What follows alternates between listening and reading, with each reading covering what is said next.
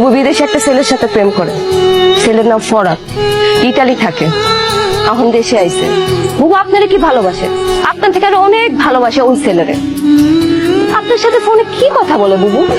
বুবু তো সারা রাত 24 ঘন্টা ওই ছেলের সাথে কথা বলে, হোয়াটসঅ্যাপ, ইমোতে।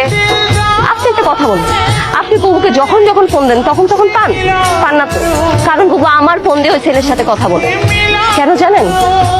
কারণ আপনি যেন অ্যানাদার কল ওয়েটিং এ না পান। আমার বুবু এখন কই আপনি জানেন? ওই ছেলের সাথে দেখা করতে একটা হোটেলে গেছে।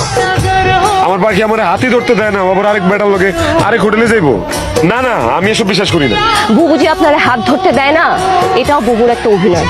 বুবু আপনার হাত ধরতে দেয় না, কিন্তু ওই ছেলের সাথে একটা হোটেলে।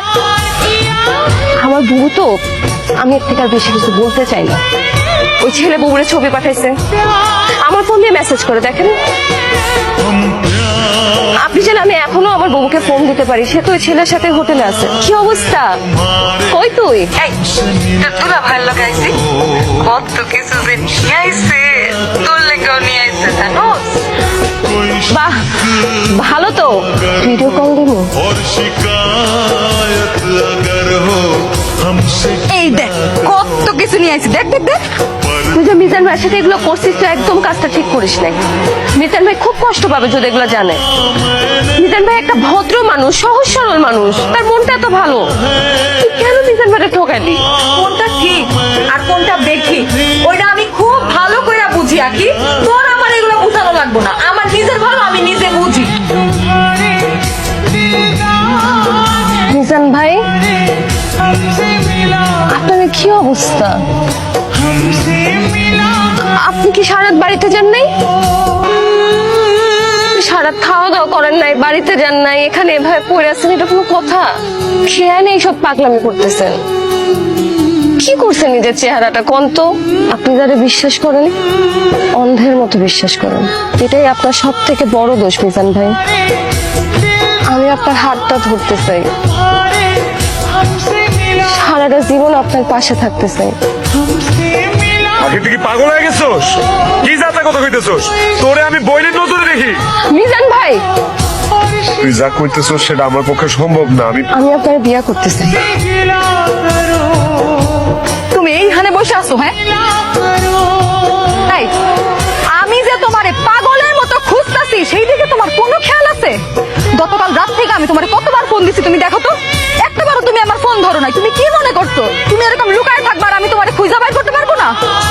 তুমি আসলে আমার কোনো খোঁজ খবরই রাখো না এখন। আর আমি কি করতেছি, কই আছি, তোমার জানার কোনো ইচ্ছাই নাই। গতকালকে আমি সারাদিন কই ছিলাম, কি করতেছিলাম, কোনো খোঁজ খবর নিছো তুমি আমার? একটাবার খোঁজ নিছো? তোমার লগে যে আমার দেখা করার কথা ছিল, আমি কেন আসতে পারি নাই, কই ছিলাম, সেটা জানার একটাবার চেষ্টা করছো তুমি? আমার তো সর্বনাশ হয়ে গেছে রে, আমার তো সবকিছু শেষ হয়ে গেছে, সব ধ্বংস হয়ে গেছে, আমার আগে সব শেষ হয়ে গেছে, সব ধ্বংস হয়ে গেছে। তুই কি কয়? কি হয়েছে গো? ফরহাদ আছে না, ফরহাদ, ও তুমি ভাই তো আকি, ওর দুটা বাচ্চাও আছে, ওর বউ আর ওর মধ্যে মিলমিশ হয়ে গেছে। এখন দুইজনে আমার বউ দিয়া খালি গালাজ করছে।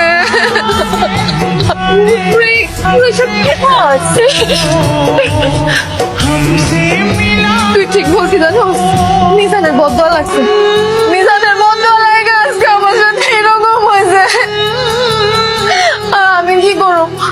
মিজান তো আমার ফোন ধরতেছে না। তুই মিজানের ফোন দে না, দে না। বুবু, আমি মিজানের ফোন দিতে পারবো না। আরে তোর বোন বিপদে পড়ছে, তুই তোর বোনের পাশে থাকবি না? হ্যাঁ, নির্মিশ করে দিবি না? বুবু, আমি আমার মিজানের ফোন দিতে পারবো না। হ্যাঁ? এই, কি করলি তুই? তোর মিজান মানে আমি কি ভুল শুনছি? আবার কত আবার কত? তাই আকি কি? বুবু, তুমি যা শুনছো ঠিকই শুনছো। আমি আমার মিজানের ফোন দিতে পারবো না।